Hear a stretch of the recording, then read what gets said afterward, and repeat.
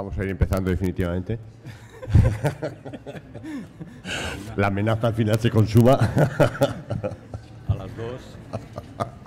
A la de 20. Aquellos del fondo, 2 puntos menos.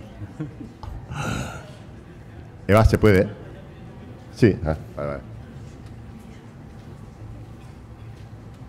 Pues buenos días. Empezamos esta segunda y última jornada de el Congreso de Psicología Transpersonal y vamos a tener una mañana muy interesante, muy variada además. Tenemos 2 ponencias antes del café y posteriormente 2 talleres que tendréis que elegir entre uno de ellos. Ya sé que va a ser muy difícil, pero bueno, la vida es así, hay que elegir, ¿eh?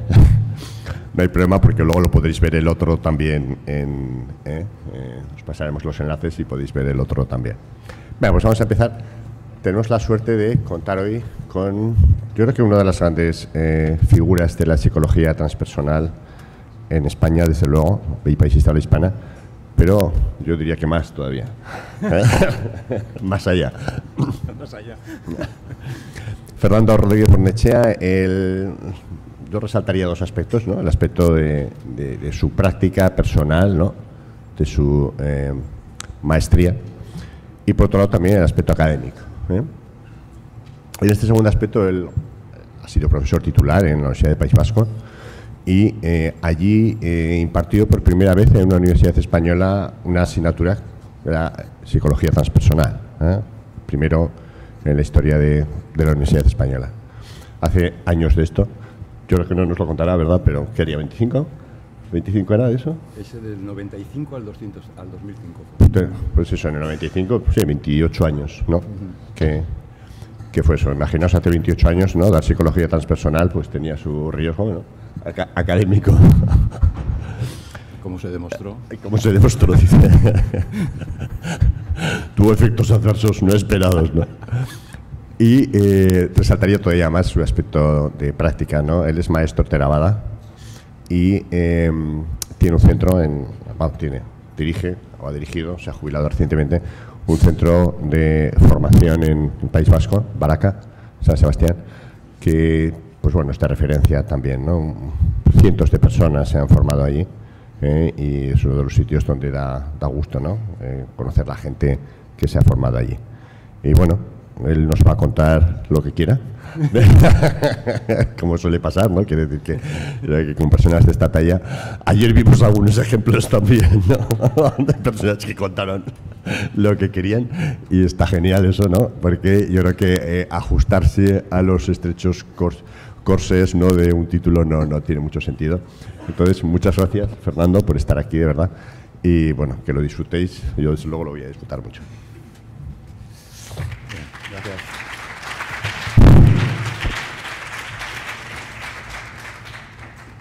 Bueno, muchas gracias, Román, Javier, por seguir haciendo estos esfuerzos, ¿no? de organizativos que siempre son muy costosos y muchas veces poco gratificantes. Y bueno, a mí, yo como psicólogo, ya sabéis, siempre decimos que la mitad de la tarea es la preparación de la tarea, ¿no? Y yo os invito a eso, a prepararnos un poco, ¿no? A prepararnos. Prepararnos para la tarea. ¿Tampoco? Sí. Ahí. Eso, prepararnos, eso es pues traer todas nuestras partes escindidas aquí a este lugar.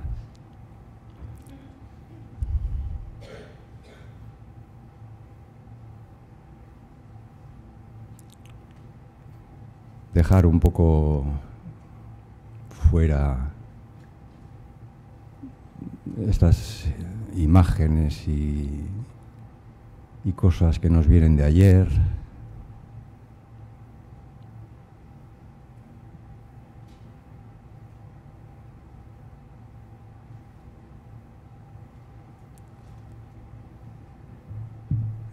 también esa ansia por el futuro, ¿no? De lo que voy a hacer luego.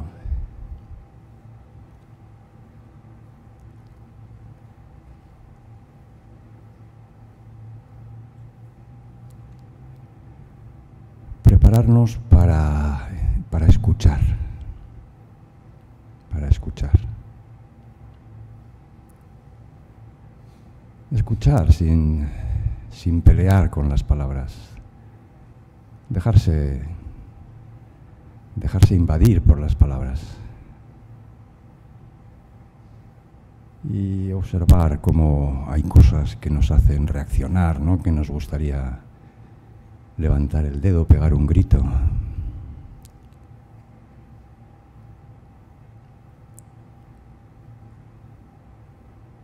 Darnos cuenta de que eso que nos hace reaccionar tiene que ver con el yo, ¿no? Con las ganas de ser alguien, de ser algo. Y dejar que lo que sea que pase,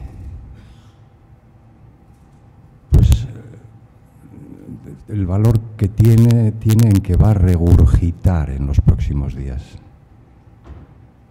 Que regurgita, y lo que regurgita es lo que tiene valor, no lo que ahora es lo que uno reacciona, ¿no? Esa reacción del ego.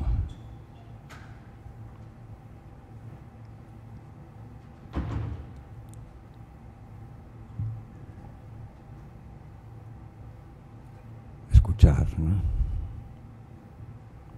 Con calma, con curiosidad.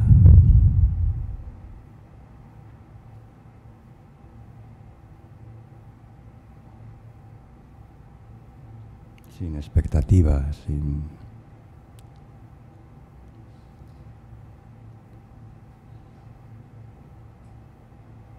a gusto.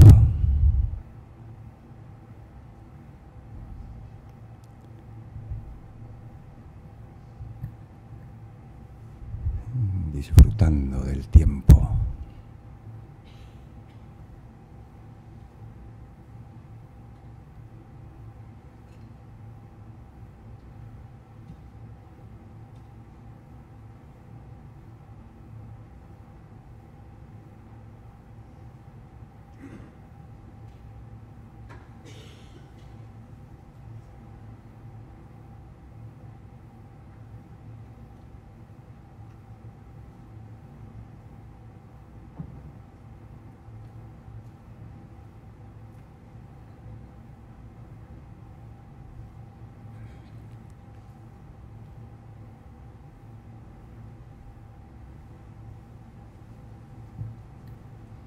Bueno. Seguro que este silencio es mucho mejor que lo que viene a continuación, pero bueno, venimos a rumiar ideas juntos. Y a mí, como me propusieron el participar en este encuentro, entiendo que como veterano del movimiento, pues lo que me venía un poco era repasar estos años, ¿no? Repasar lo que ha sido el proceso de este movimiento transpersonal, ¿no? Y bueno, me daba cuenta de que, como el propio Maslow decía, ¿no? Seguramente en el libro en el que conmemoramos hoy, 10, 12 años después de que el movimiento se puso en marcha, y había una serie de ideas fuertes que transmitía este movimiento que habían sido aceptadas o adaptadas por el pensamiento dominante, diríamos, ¿no? Uno era que el desarrollo psicológico acababa con la adolescencia. El desarrollo psicológico acababa hacia los 18 o 20 años. es que, bueno, veo gente de bastantes generaciones, pero es cierto que las cosas han ido rápido, y esto que ahora igual os parece raro, entonces era un dogma, ¿no? El desarrollo acababa a los 20 años, ya no dábamos más de sí, era todo lo que es una muestra de este materialismo implícito, ¿no?, que coloniza nuestras mentes desde la Ilustración, ¿no? Otra era que la salud psicológica se podía deducir de la patología, sobre todo las dos grandes primeras escuelas de psicología, ¿no?, el conductismo y el psicoanálisis, funcionaban un poco de esta manera. Y bueno, hoy en día seguramente tampoco tenemos muy claro, ¿no?, qué es la salud psicológica. La salud psicológica no tiene fin, no tiene límite, ¿no? Es la insatisfacción existencial es algo consustancial, ¿no?, a los seres humanos y con lo que tenemos que bregar, ¿no? Con lo cual esta idea de la salud psicológica es algo que todavía estamos intentando descubrir de qué se trata, ¿no? Y la tercera era que las experiencias místicas eran, las experiencias transpersonales, eran insignificantes, eran producto de la patología y en todo caso pues eran un epifenómeno de lo que sería la actividad del cerebro, ¿no? Y la verdad es que el movimiento transpersonal ha traído muchos elementos fundamentales para el desarrollo de la mentalidad contemporánea de los últimos 30, 40 años. Y ahora estamos inmersos en una más de estos despliegues o de estos descubrimientos que va haciendo la mentalidad colectiva, ¿no?, la mentalidad de la sociedad, ¿no? Y es el problema de este materialismo como metafísica, la metafísica materialista, hasta tal punto de que nos es casi imposible pensar hoy en día de otra manera. Y yo lo que invito, claro, pues, en un absurdo de 30 minutos, es dar una pincelada de este asunto, ¿no?, del materialismo. Para mí, seguramente, el más transpersonal de los transpersonalistas, el autor más transpersonal, es Charles Tetart, que publicó en aquellos años en que empezábamos una obra que estaba en 2 tomos, que se llamaba Psicologías Transpersonales, que fue pues, fundamental seguramente para todos los que emprendimos este camino, y que años después, ya avanzados los 90, escribió un libro que se llamaba El fin del materialismo. Tart asume una posición que él llama un dualismo pragmático. Es decir, el problema de base al que nos enfrentamos es el de si las relaciones, ¿no?, que podríamos decir entre el cuerpo y la mente, este dualismo en el que hemos vivido y que, por razones que ahora quizá podamos ver con cierta claridad, pues se ha ido del lado del materialismo, ¿no?, del cientificismo, ¿no?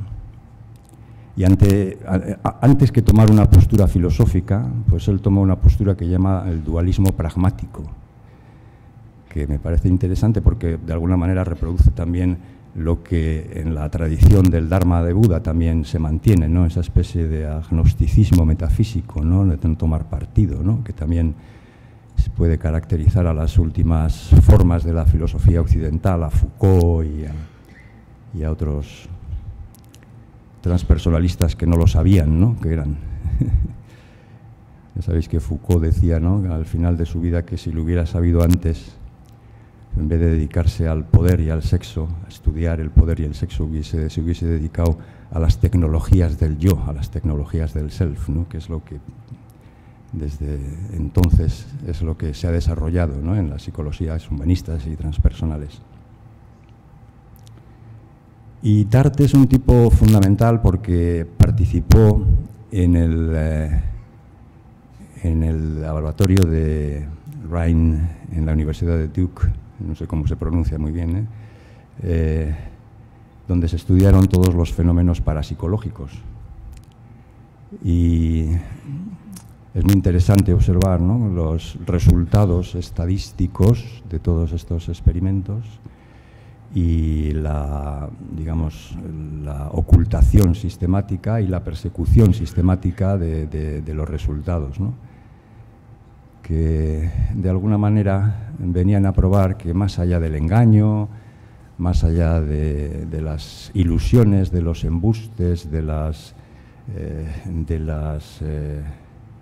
vamos, estas investigaciones fallidas y de todo eso, hay veces que la mente influye en la materia. Esta es una tontería. Bueno, pues no es tan tontería, porque en el fondo esto es como estos científicos que dicen, sin que se les mueva un pelo, que la mente es un fenómeno que es perfectamente reducible a fenómenos electroquímicos, y luego se van con su familia a misa a continuación, ¿no? Entonces esto es un poco lo que tenemos entre manos, ¿no? Entonces, el Tarde estudió todos estos fenómenos y fenómenos que se salen de este paradigma materialista, ¿no?, que no se pueden explicar con el paradigma materialista, ¿no? Por ejemplo, pues el desmayo por asfixia o restricción del flujo sanguíneo del cerebro, ¿no?, que es lo que se ha llamado la asfixia erótica. No sé si Fernández de Aragó habló de esto ayer, pero los pilotos que sufren pérdidas de conciencia inducidas por lo que se llama la fuerza G, ¿no?, una subida o descenso muy rápido y que produce alucinaciones, la respiración holotrópica, la estimulación magnética transcraneal del giro angular, que produce experiencias extracorpóreas, el daño cerebral, como en el caso de la anatomista cerebral, esta Jill Bolte, de que conocéis el caso de un ataque de lucidez que habréis leído, ¿no? Un estudio italiano con extirpación de tumores cerebrales que producían autotrascendencia, el síndrome del sabio, en el que después de un accidente, una lesión cerebral o al comienzo de una demencia, los sujetos se vuelven repentinamente genios de la música, de las matemáticas, de los idiomas. La psicografía o escritura que realiza un supuesto medium y aporta información trascendente, hay estudios sobre eso. La privación sensorial, los tanques de aislamiento sensorial, los ayunos, las saunas prolongadas, el esfuerzo extremo, las experiencias cercanas a la muerte y todas las sustancias psicodélicas. Lo interesante de todos estos casos, que son inexplicables desde el punto de vista del paradigma materialista, es que se producen en estados de activación cerebral reducida o muy reducida, y sin embargo son experiencias que presentan una viveza, una intensidad que es muy superior a la que sucede en la vida cotidiana y en estados de activación del cerebro, de mucha activación cerebral. Y es por lo que muchas veces los neurocientíficos no encontraban una respuesta, porque buscaban activación, cuando lo que había era no activación. Y todo esto tiene un paralelismo muy interesante con todo lo que es en la tradición del Dharma de Buda, pues el samadhi, ¿no? Que es el descenso de todas las actividades del organismo, ¿no? Incluida la actividad cerebral, ¿no? Que se puede medir con el electroencefalograma y todo esto, ¿no? Entonces, simplemente con que haya uno o dos casos que rompan, digamos, la regla, debería de ser suficiente para que por lo menos pusiésemos en cuestión el paradigma, ¿no? Pero, bueno, pues nos aferramos, y es una cosa que Chogyam Trungpa, y os acordáis también, pues también señaló en su momento, en aquel trabajo que era el materialismo espiritual, ¿no? Entonces, cuando él se refería al materialismo espiritual, hablaba de tres, se suele traducir como tres señores, pero sería como tres monstruos, ¿no? El monstruo de la forma, que es esta idea de que los objetos,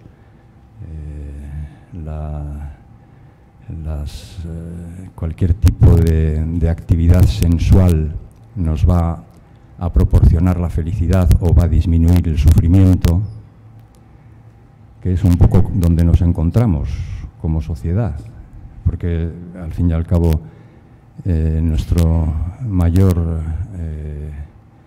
digamos, entretenimiento es tentarnos los unos a los otros con placeres sensuales cada vez más sofisticados y más, ¿no?, más caros también, ¿no?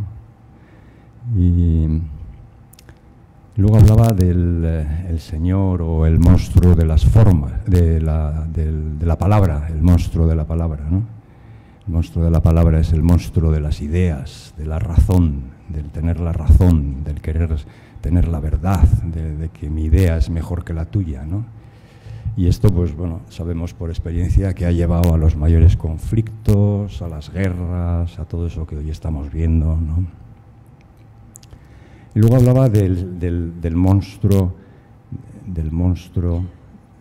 espiritual, de lo que él llamaba el materialismo espiritual, ¿no? Que era la búsqueda desesperada de estados buenos, de estados de conciencia agradables, que es un poco donde nos lleva un poco el mindfulness contemporáneo, ¿no? Quizá de una manera, ¿no?, que nos puede invitar a seguir una indagación, ¿no?, pero que en principio nos saca también la zanahoria de los estados buenos, de los estados agradables, ¿no? Esta idea de que, ¿no?, de los últimos 20 años, de que lo que hay que conseguir es la felicidad, ¿no? La idea de la felicidad, ¿no? En vez de la idea de que hay que ser buenos, hay que ser sumisos, como algunos creen ver en las tradiciones contemplativas, ¿no?, de que hay que ser sumisos y aceptar las cosas como son, ¿no?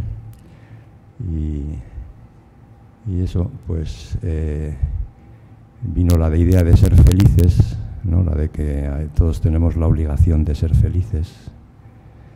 Y quizá pues la solución es que más bien tenemos que aprender a ser sabios, o por lo menos estar en el camino de la sabiduría, ¿no? Así que el amigo Trungpa seguramente veía la cuestión desde el otro punto de vista, ¿no? Es decir, venía a un sitio donde la mentalidad dominante era una mentalidad materialista. Intentábamos estudiar la espiritualidad desde la materialidad, ¿no? Y él venía de una tradición de conocimiento que lo miraba al revés, desde el otro lado, ¿no? Desde una postura que podríamos llamar más idealista, desde la experiencia vivida, desde la experiencia inmediata, desde la experiencia fenomenológica, ¿no? Y seguramente eso es lo que le chocaba y le hacía casi insoportable vivir, ¿no?, como supongo que demuestra un poco su biografía para los que la conozcáis, ¿no? Y bueno, esto que empezó, esta idea que empezó y que es un adelanto, ¿no?, con la Ilustración, de que podemos conocer las cosas y conocer la realidad midiéndola, pesándola, ¿no?, o incluso explicándola desde un punto de vista discursivo, ¿no? Pues en algún momento se dio la vuelta, no sé, supongo que la influencia de, como siempre, pues de los medios de comunicación y de cosas por el estilo, y nos hicieron llegar a pensar que la descripción que se hacía de esas experiencias eran las experiencias. Me paro porque esta es una idea fuerte, esta es una idea que hay que metabolizar, que hay que masticar, ¿no? O sea que, por decirlo de alguna manera, a ver si lo puedo explicar de otra manera.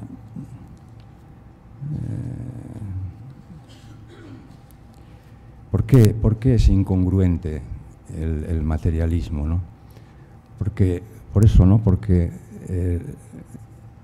nos dedicamos a medir, a pesar, a medir cosas, y luego queremos explicar nuestra propia conciencia a través, ¿no?, o suplantar la conciencia por las medidas que hemos tomado de la conciencia, ¿no? Por poner un ejemplo, tú tienes una maleta, ¿no?, y dices, joder, esta maleta pesa mogollón. Y dices que pesa 50 kilos. ¿La maleta pesa 50 kilos? No, la maleta no pesa 50 kilos. La maleta pesa lo que la persona tiene, es una experiencia de que es muy pesada. La medición, el 50, es algo que no está en ningún sitio, no aparece en ninguna parte, es una abstracción. Lo absurdo del materialismo es que convierte en realidad eso que es una abstracción, ¿no? Entonces es incongruente, por eso es incongruente porque pretende hacernos creer que el mapa es el territorio, ¿no? Es decir, que lo que nosotros podemos captar a través de nuestros sentidos y medir y organizar mediante una estructura lingüística o cualquier tipo de código, ¿no?, eso es la realidad. Es la realidad. No hay nada más que eso, ¿no? Entonces, lo que dice, ¿no?, este tipo de abordaje es que, bueno, efectivamente, pues no tenemos, por ejemplo, en el caso del cerebro, una relación biunívoca en la que podamos decir que esto pasa, hay una correlación que es evidente y con la que tenemos que trabajar, pero no hay una correlación unívoca en la que se pueda decir esto corresponde a esto, no hay una correlación en la que se pueda decir, ¿no?, como decía Penrose, por ejemplo, ¿no?, que el rojo mío, por mucho que cuando sea, ¿no?, cuando toque, podamos decir que rojo en el cerebro consiste en la, ¿cómo se dice?, como en el encendido sincrónico de no sé cuántas sinapsis de no sé qué, y que eso es rojo, ¿no? El rojo que lo experiencia uno y el rojo que lo experiencia otro nunca podrá ser el mismo, ¿no? Entonces nos dicen, no, es que hay que mejorar el mapa, vamos a seguir mejorando el mapa, pero es que es racionalmente, o sea, es un error categorial, es que racionalmente no se puede hacer eso, ¿no? Es que por mucho que se mejore el mapa, por mucho que haya un mapa 3.0, 50.0 o lo que sea, el mapa nunca puede, digamos, suplantar el territorio, ¿no? Y luego empíricamente también es falso, y para eso, bueno, pues es lo que últimamente más se suele hablar, y es de la cuestión cuántica, ¿no? Es decir, hay un punto en el que digamos, ese fisicalismo clásico se deshace, ¿no? Y entonces ¿no? Porque el fisicalismo clásico lo que hace es obviar al observador, y sin embargo parece ser que la teoría cuántica necesita del observador, ¿no? Necesita de eso que mide, ¿no? Entonces, vemos cómo esta forma de ver el mundo se nos hace casi imposible de verlo desde el otro lado, desde el lado de la experiencia, ¿no? Desde el lado de la experiencia fenomenológica, de la conciencia fenomenológica. Y eso es lo que en filosofía se ha convertido, digamos, en el problema fundamental desde el principio del siglo XX, ¿no? Que es lo que se llama the hard problem, el problema duro, el problema fuerte de la conciencia, ¿no? En fin, cosa que tampoco es que sea una novedad, pero que está reformulada actualmente de una manera brillante, ¿no? Filosóficamente, y que ha puesto a trabajar a todos los filósofos en este problema, ¿no? Filósofos, neurocientíficos y todo eso, ¿no? Y el problema fuerte consiste en que, bien, dice Chalmers, hay una serie de problemas que son problemas fáciles entre comillas, por supuesto, ¿no? Que son todos los problemas de lo que podemos decir, contar, enumerar, medir, pesar sobre la conciencia. Esos son los problemas fáciles. Joder, qué bien esto de la... ¿no? Y luego está el problema difícil, ¿no? Y el problema difícil es la conciencia fenomenológica, la conciencia en primera persona, ¿no? Eso, ¿cómo se explica eso? ¿Por qué aparece este mundo multicolor y toda esta experiencia que tenemos nosotros? ¿Cómo se puede deducir eso de la actividad química o de la actividad material, ¿no? Y ningún científico que tenga conciencia de serlo, ¿no? Porque el problema probablemente es que los científicos saben mucho de ciencia, pero poco de filosofía, y claro, la filosofía es de donde surge la ciencia y de donde surge el conocimiento, digamos, organizado en nosotros, ¿no? Entonces, ahí el problema fuerte es ¿cómo explicarlo? Es decir, cuando tú intentas explicar tu experiencia, la experiencia ya ha pasado. Todo lo que puedas decir sobre cualquier momento de experiencia, lo que puedas explicar, incluso lo que puedas medir en tiempo real, como sucede ahora con los métodos que tenemos, ¿no? En neurociencia y eso, es pasado. Puedes estar hablando todo el resto de tu vida para intentar explicar lo que pasaba en un momento, pero es que ese momento ya ha pasado, es que no hay manera de coger, de agarrar la experiencia fenomenológica. Esto, si se ve con claridad, se ve un poco cuál es el problema fundamental que tenemos, el problema de la conciencia fenomenológica, el problema de la conciencia en primera persona, ¿no?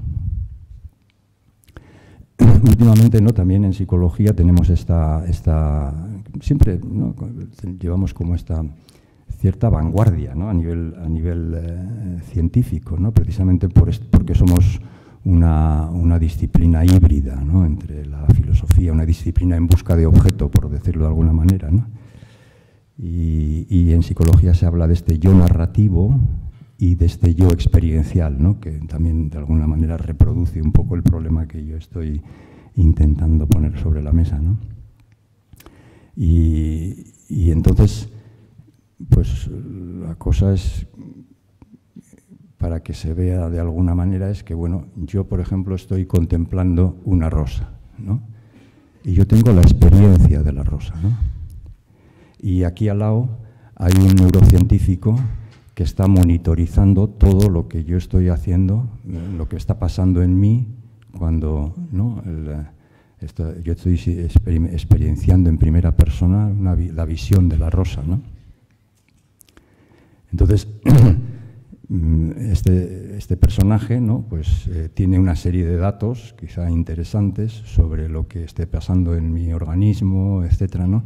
Pero, claro, no puede decir nada sobre la experiencia que yo estoy teniendo, aparte de ese tipo de actividades que puede medir, que puede pesar, etcétera, etcétera, ¿no? Entonces, ese problema es el que ha llevado a que en los últimos 20, 30 años, ¿no? Los filósofos, los neurocientíficos, etcétera, estén volviendo a una forma de explicación de lo que es el problema mente-cuerpo, que era del siglo XIX, que es el panpsiquismo, ¿no? Yo, como decía Javier, que fue profesor de Historia de la Psicología, pues todos los grandes fundadores de nuestra disciplina, ¿no? Fechner, Wundt, Lotz, Herbart, todos ellos tenían una visión panpsiquista de la realidad, ¿no? Una visión panpsiquista quiere decir que, claro, de alguna manera se admite que la conciencia es un fundamental, digamos, un elemento fundamental de la realidad. Un elemento fundamental quiere decir, pues, algo que constituye la realidad. Aquí tenemos también un problema de orden metafísico también, porque, claro, de alguna manera Kant le dio un pequeño cachete a la metafísica al darse cuenta, al afirmar, al decirnos que, claro, nosotros solo podemos entender la realidad a través de una serie de categorías y que esas categorías no pertenecen a la realidad, pertenecen a la forma en la que nuestra mente organiza los datos que tiene de la realidad, ¿no? De manera que la cuestión que queda es qué es parte del sujeto y qué es parte del objeto, qué parte corresponde a cada uno, ¿no? Y esto es un poco el problema del panpsiquismo, ¿no? Entonces hay un panpsiquismo que nos lleva a una visión también, diríamos, hay una especie de panpsiquismo materialista, podríamos decir, ¿no? Y es este panpsiquismo que diría que, bueno, no ya los seres sintientes, sino probablemente muchos otros seres, ¿no? Están compuestos de materia y de conciencia, ¿no? Pero de alguna manera sigue habiendo aquí un materialismo implícito, porque la cuestión es quién es el precursor. El precursor, si el precursor es la materia o el precursor es la mente, ¿no? Es la conciencia, ¿no? Es decir, que en este panpsiquismo que se nos propone, dice, bueno, es que cualquier partícula, por pequeña que sea, tiene su cuota particular de conciencia. Y entonces es lo que nos pasa es que nos queda una especie de conciencia multitroceada, ¿no? Nos devuelve un poco al problema anterior, es decir, que hay miles de cachitos de pequeñas conciencias que de alguna manera hay que explicar cómo llegan a ser una conciencia más, ¿no? Y hay muy interesantes teorías sobre el asunto, ¿no? que están muy tenidas en cuenta hoy en día, como la de Tononi o otras de ese estilo, ¿no? Pero esto también nos deja en una posición que éticamente no soluciona el problema. Y el problema nuestro con el fisicalismo, el problema con el materialismo, es que como forma de ver el mundo, como forma de entender la realidad, nos ha llevado a una situación bastante desastrosa, ¿no? Es decir, que si lo único que hay es la materia y si lo único que hay es que nosotros, como nos dice la neurociencia contemporánea, nos inventamos la realidad, cada uno la suya, ¿no? Y no hay manera, y seguimos siendo seres separados, seguimos teniendo conciencias separadas. Esa separatividad no puede constituir un fundamento para una ética solidaria. O sea que de alguna manera, compartir no es lo mismo que interdepender. La interdependencia es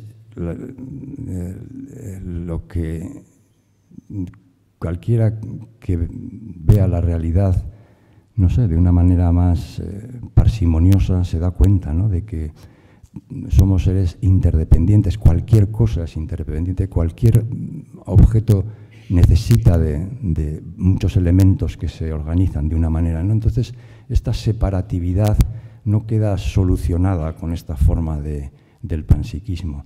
Es decir, el contrato social es algo que Putin se lo pasa por el forro, ¿no?, como cualquiera que en un momento dado transgrede, digamos, ese contrato, ¿no? No es lo mismo ese tipo de relación que la de que todos comprendamos que cualquier pensamiento, cualquier gesto, cualquier palabra, cualquier acción tiene consecuencias, no solo en mí mismo, sino en todo lo que me rodea. Entonces es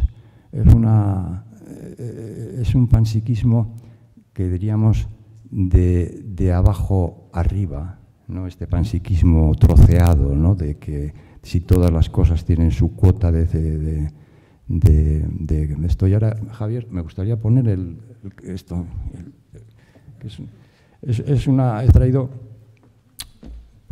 por darle una imagen también, ¿no?, porque al final para estas cosas solo tenemos que utilizar metáforas, ¿no? 5 minutos, sí. Estoy ya concluyendo.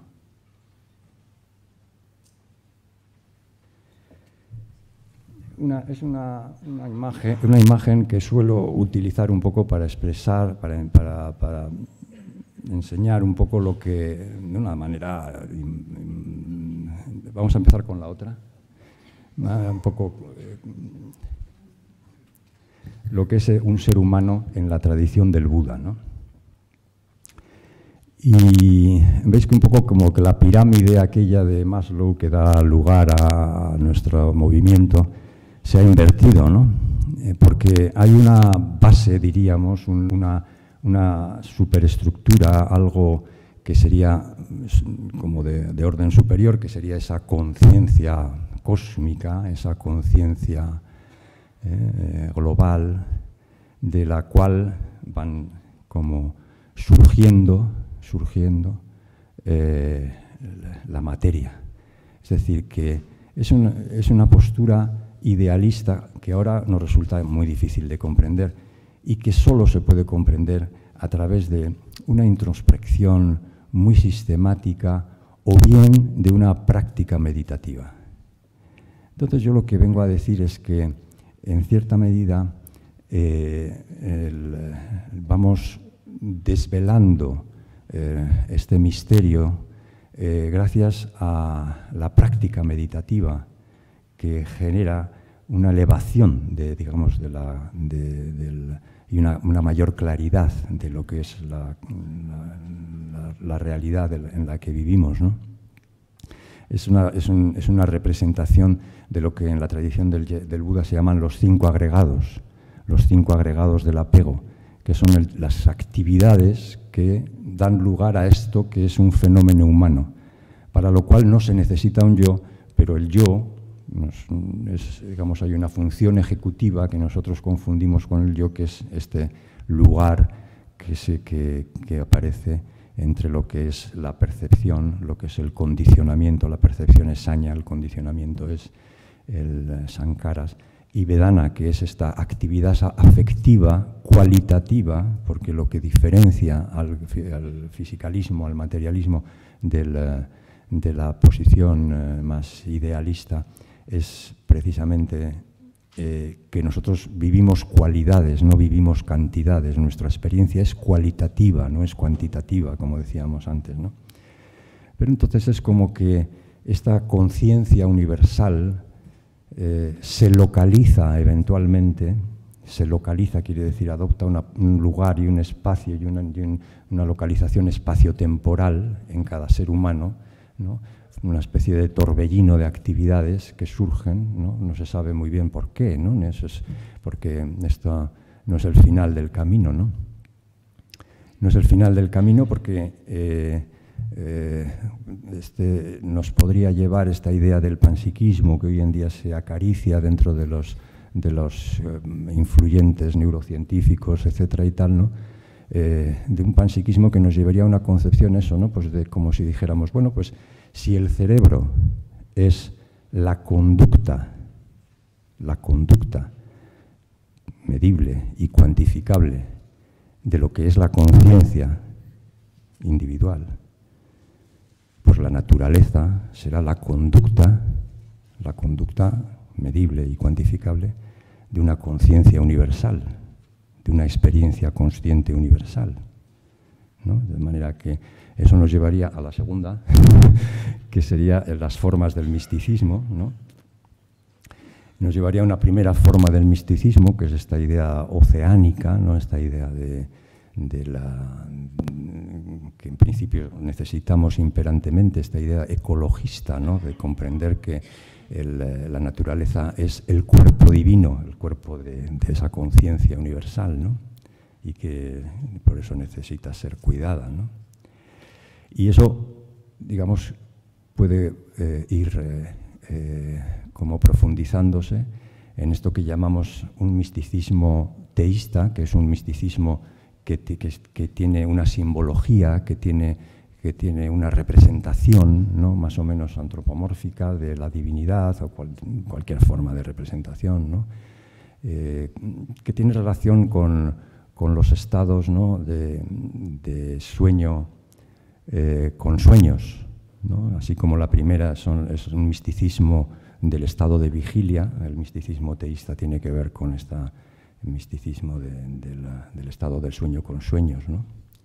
Que estudia y cultiva nuestro anfitrión aquí presente, ¿no? Luego también está el misticismo sin forma, el misticismo causal, el vacío, la nada, del cual surge todo, porque si la conciencia, ¿no? Divina, la conciencia implica todavía un sujeto, ¿no? Implica un sujeto divino de alguna manera, ¿no? Pero ahí más allá está esta idea del vacío, de la nada, de donde surge todo, ¿no? Y todavía eso nos llevaría, sería todavía el ámbito del misticismo que llamaríamos del sueño sin sueños, ¿no? En la tradición del Buda es Bhavanga, ¿no?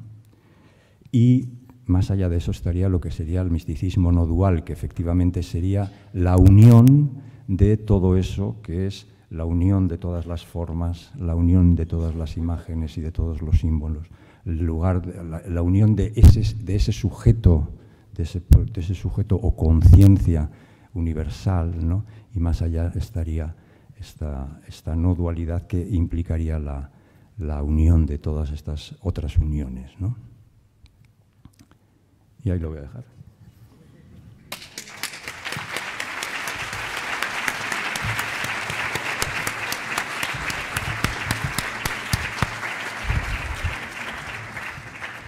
Muchas gracias, Fernando, por estas reflexiones, ¿no? Que nos dan una visión diferente. ¿Tiempo para un par de preguntas? ¿Quiénes son los afortunados?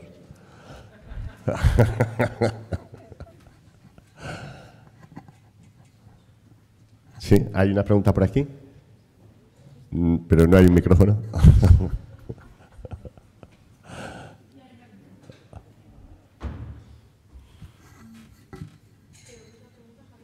Ahí, esta señora.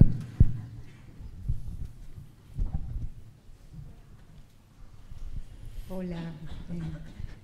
No sé, me vino a la memoria del Tao Te Ching cuando dice que sin nombre es la madre de todas las cosas, querrá decir, apuntará a eso del vacío que engendra, pero que no tiene nombre, engendrará esa... ¿Qué piensas de eso? Solo es mi pregunta. Sí, a ver, yo entiendo que hay muchas tradiciones de conocimiento que apuntan en esta dirección y no apuntan por una reflexión filosófica o por que, digamos, el estudio de la materia nos haya conducido a ese punto, sino apuntan a porque ha habido una observación sistemática de los procesos físicos y mentales en uno mismo que permiten dar ese paso, comprender esa realidad trascendente, ¿no? Pero pienso también que sin una práctica asentada y continua es difícil, ¿no? Porque, primero porque deshacernos de todo este aprendizaje, de toda esta instrucción que hemos recibido y que nos orienta muy fuertemente, ¿no?, en la dirección del fisicalismo es muy difícil, ¿no? Y después porque en la medida en la que todos estos aspectos personales, esta concepción errónea de lo personal se va deshaciendo, eso va dando espacio, y nunca mejor utilizada la palabra, ¿no?, va dando como lo que en la tradición son las absorciones meditativas inmateriales que empiezan con el espacio infinito, ¿no? Entonces, cuando ese espacio infinito se empieza a abrir, ¿no?, pues es cuando se empieza a comprender esta realidad trascendente. Pero eso nos tiene que llevar a los siguientes estados inmateriales, ¿no?, que es la conciencia de ese espacio, que es conciencia infinita, la nada, el vacío causal del que surge todo, y esto que se llama ni ideación ni no ideación, es decir, más allá del idealismo incluso como posición metafísica, existe todavía algo que es lo que realmente es. No hay ningún sustrato, no hay ningún sustento, no hay nada que se pueda buscar en eso, ¿no? Por supuesto, nada que tenga que ver ni con las palabras, pero tampoco con las ideas ni con nada por el estilo, ¿no? Pero hay varias tradiciones de conocimiento que apuntan en esa línea, ¿no?, que son visiones de personas que han hecho este recorrido, ¿no? ¿Una otra pregunta? Sí, hay una segunda pregunta ahí. Gracias, Fernando, la verdad, me he disfrutado muchísimo tu charla. Bueno, en el debate que nunca se acaba entre materialismo e idealismo, la realidad es que esta realidad en la que estamos ahora mismo, por lo que sea, tiene regularidades, tiene continuidad, tiene causalidad. Es una realidad que se puede comprender a través de las matemáticas, de la física, todo cuadra, o todo aparentemente cuadra. Nos podemos poner de acuerdo entre nosotros de los diferentes, lo podemos medir, lo podemos pesar, y bueno, pues parece que es una realidad, al menos intersubjetivamente, en la que nos ponemos de acuerdo, ¿no? Entonces, cuando sales de ahí, ya sea con los sueños lúcidos de Javier, ya sea con experiencias místicas, ya sea con otros estados expandidos de la conciencia, ya entramos en el mundo subjetivo. Y entonces, en ese mundo subjetivo ya nada cuadra, ¿eh? Al menos no nos podemos poner de acuerdo en regularidades, en continuidad, en causalidad, y entonces, pues bueno, pues ahí es decir, habrá mucha gente que dirá que estamos en estados alucinatorios, en estados subjetivos. Entonces, ¿cómo podemos ponernos de acuerdo también en esos otros estados, y cómo podemos avanzar, cómo podemos salir de la subjetividad para poder avanzar en poder demostrar las tesis del idealismo, ¿no? Bueno, me parece muy interesante la idea de que creo que ha sido también una especie de equivocación que nos ha acompañado bastante en el movimiento transpersonal, ¿no? Y es que a veces hemos querido poner las experiencias trascendentes como si fueran el culmen de un desarrollo psicológico o el culmen de un desarrollo subjetivo, ¿no? Y yo lo que diría es que hay que diferenciar, bueno, no lo digo yo, lo dice Wilber y otros también, ¿no?, pero entre otros Wilber, ¿no?, la diferencia entre lo que es el madurar y el despertar, ¿no? Es decir, nosotros podemos hablar intersubjetivamente y podemos comentar, utilizar cualquier tipo de sistema, mecanismo que ponga sobre la mesa algo sobre lo que podemos ponernos de acuerdo. Y eso está muy bien, es un factor integrador y es lo que va haciendo que socialmente vayamos evolucionando también, ¿no? La maduración es esa perspectiva que tenemos, ¿no? esa explicación compartida sobre la realidad de lo que pasa, ¿no? Pero luego está lo que es la experiencia, que no es, la experiencia trascendente, que es lo que vemos aquí en la diapositiva, ¿no? Es decir, que las personas pueden conocer estados de vigilia, estados de sueño con sueños, de sueño sin sueños, el estado este que decimos no dual. No dualidad puede haber en cualquiera de esos estadios, puede haber en cualquiera, incluso puede ser una casualidad que se dé, ¿no? Es decir, ese estado de trance, esa especie de confluencia psicológica en la que, digamos, desaparece la separación sujeto y objeto, es un accidente. Cuando hablamos de no dualidad en este sentido, hablamos de un tipo de no dualidad diferente, ¿no? Y entonces, por ponerte un ejemplo, ¿no?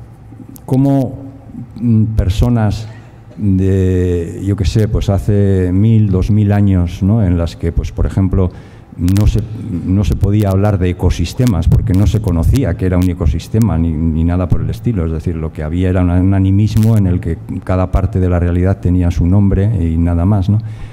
Entonces, ¿cómo esas personas podían haber llegado a la iluminación, ¿no? Sería la pregunta, ¿no? Y claro que tendrían una iluminación completa. Tendrían una iluminación completa si conocen todos estos estados trascendentes que llevan a la comprensión última de la realidad, que tiene que trascender incluso al propio sujeto y trascender lo que llamamos experiencia, porque si mantenemos el juego de que hay un experienciador, llamémosle conciencia universal o llamémoslo como sea, que sigue existiendo, seguimos jugando el mismo juego del subjetivo y objetivo, ¿no? Entonces, es la comprensión profunda de estos estados lo que puede conducir a ese lugar que no sería un lugar subjetivo, sino que sería otra dimensión.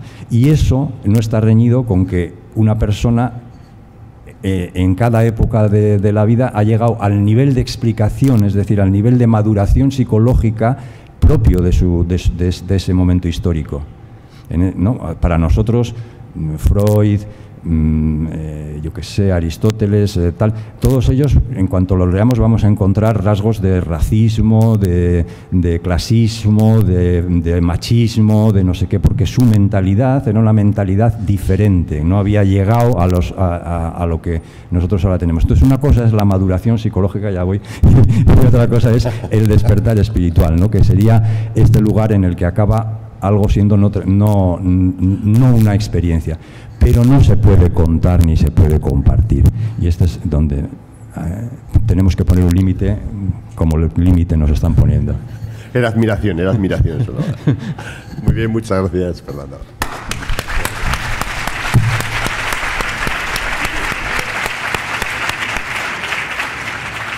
A continuación, Mardía, vamos a hacer una... ¿Mardía? Sí. Vamos a hacer una pequeña modificación. Estaremos de 10 a 11 y a las 11 hacemos el descanso, media hora, y luego vamos al taller 11:30 a 2:30, ¿vale?